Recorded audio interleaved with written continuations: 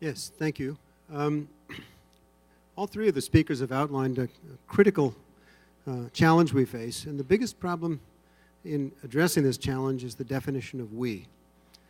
These problems are far too large for any one research institution, any one NGO, no matter how effective, or any one company. It's going to involve an enormous effort by an enormous number of people. So what I wanted to talk about is the democratization of the process that's necessary to actually engage new minds and new commitment to solve these problems. They are unquestionably the most serious problems that we as a society have faced. And yet, we have to redefine we. It's as simple as that. And so the point I want to introduce is the concept of open source. Everyone has heard about open source as it has impacted the information, communications, technology industries. We wouldn't have Google without open source. We wouldn't have Amazon, eBay, or much of anything in the information technology without open source. So what is open source, and why do I think it should extrapolate into solving the problems or helping solve the problems of food production in a sustainable way? First of all, open source is about clearly demarking the limits of the pre-competitive and the competitive enterprise. Are there commons? Are there activities that benefit us all from making effectively and transparently available? In open source software, the revolution started about 25 years ago with the observation that each individual software engineer had the potential to both learn from and contribute to a commons of capability. Because software, more than anything else, is capability to manipulate information. And really, when we think of farming systems, that's really what we're addressing, the ability to manipulate information about complex systems, genetically, managerially.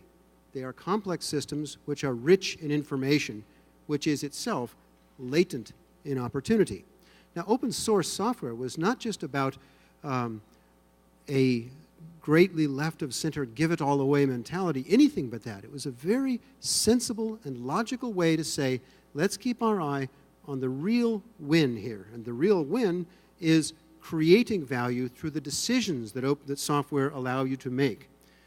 The value in Google is not through selling software. They don't sell one piece of software. The value in Google is creating enhanced decisions in your life. Similarly, where we're focusing right now, culturally, is the value extracted in the biotech process from making food or making medicines, instead of the wealth created by having better nutrition, better ecosystem services, and better health. We need to make the same jump in biological innovation that is now commonplace in information technology, and that is to create a pre-competitive shared platform which allows diverse innovators, a bigger we, to come up with diverse solutions for the diverse needs they have. One of the points that Jason outlined that I think is compelling is the diversity of ecosystems in which agriculture is practiced or which agriculture threatens. Those ecosystems are matched by comparable diversities of cultures, of markets, of histories, of languages. This diversity is not a problem. This diversity is a solution.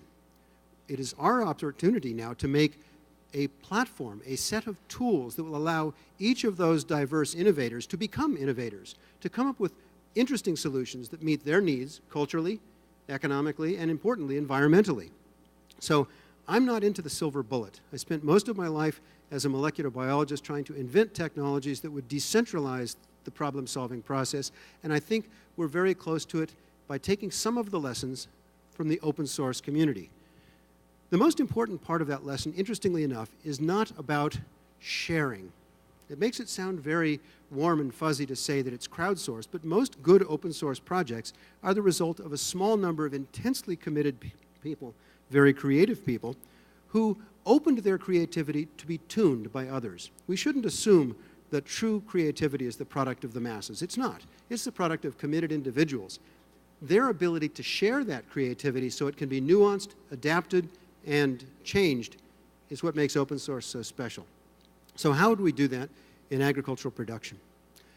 It's interesting that we're at a congruence right now of two important influences in my life. One is innovation system engineering, and the other is biological systems engineering. And in the last few years, and this was alluded to by Professor Zhu, the recognition of the importance of complex biological structures, complex systems, has begun to come forward out of genomic sequencing. Interestingly, we think that agriculture is about plants, but it's not. A crop is not a plant. A crop is the reflection of a system operating over time. What's fascinating about the modern revolution in molecular biology that very few people, maybe none in this room, appreciate, is that when I drop a plant in a blender, even one here, one from there, the majority of the DNA, the chromosomal constituencies that come out, are not caused by the nucleus of the plant. They're contributed by microbes, all the things that we don't see, the bacteria. In fact, Christina, if I were to drop you in a blender, besides a visit from the police, I would also have a remarkable collection of DNA, most of which is bacterial. And this is not characteristic of you, it's true of all of us. Those bacteria actually contribute to your fitness as a human, just as they contribute to the fitness of the rice plant as a part of an ecosystem. And it is the unexplored opportunity of the combinations of microbes with the scaffold genome that offers unlimited opportunities for adjusting robust ecosystems. Now, in ecosystem adjustment, one of the lessons we've learned from systems theory is that intense diversity and redundancy of function makes a robust system that's very resilient to change. One of the most dangerous things we have in agriculture is the monoculture. It's dangerous not because it cannot absolutely deliver under optimal conditions, but because it certainly cannot deliver under suboptimal conditions. If you take that remarkable automobile there, take it out of the showroom, take it out on the street, pedal to the metal, I can promise you that it will not take long driving it at top speed to blow it up. On the other hand, if you know how to nurture the performance of your vehicle, it can last a long time. Monoculture is pedal to the metal.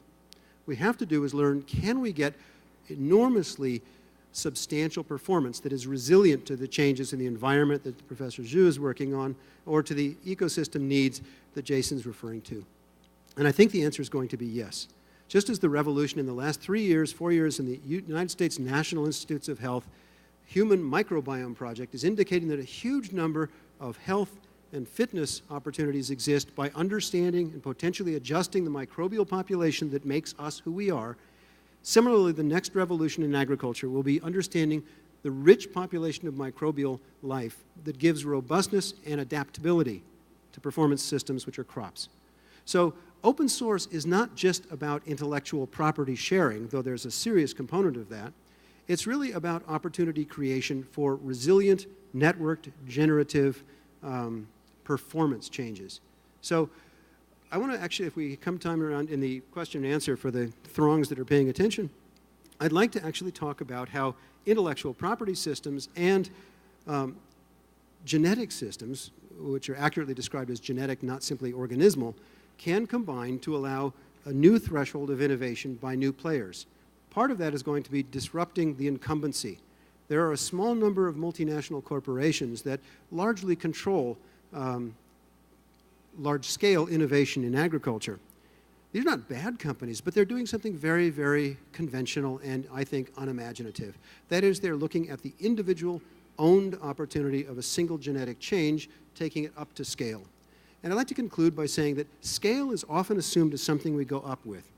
My assertion is that we need science of the small. We need to talk about scaling down, not in performance, but in the opportunity to adapt and nuance using science the best performance in the most diverse ecosystems and production systems. So we need science of the small and we need science of the system. The large multinational corporations have enormous investments, and when their investments are very large, their decisions are very conservative. They are unlikely to explore a potential innovation that is so disruptive as this. So who will? And this is a really compelling question. Who has the courage to explore such disruptive, transformative approaches as I'm alluding to? I'm not going to be able to give you the answer on that, but it's going to end up being a number of small, medium enterprises that are themselves empowered by opportunity. I wish it was the public sector, but I haven't seen any evidence of courage yet. Thank you. Thank you so much, Richard. May I just ask you, is this biotechnology compared to organics? Wonderfully. Organics is several different things. I'm dying to hear your intervention, so I'll make this short. Organics can be thought of as seeking a premium price, which is in fact part of the industry of whole foods. It can also be thought of in some circumstances as developing production systems that are robust and with some degree of resonance with what people view as nature. And I should caution the listeners who are not agriculturalists to think that agriculture is natural. It's not. There's utterly nothing natural about agriculture, and people who think that nature is good should reflect on the enormous wealth of diseases that we combat on a daily basis. There are lessons in nature, but if you turn your back on a chemical farm or an organic farm for one season, you have a disaster. It requires human management. So we have to be very careful of conflating organic equals good. That said, a number of organic farmers pursue extremely robust production systems that have some serious merit, but it shouldn't be mistaken for those who pursue serious price premiums associated with an affluent market. They're very different types of things, and we've used the same word for both. So I would say in the production ethos of organic farming, what I'm talking about is perfect. It's absolutely aligned with that. In terms of price premium, it's largely irrelevant.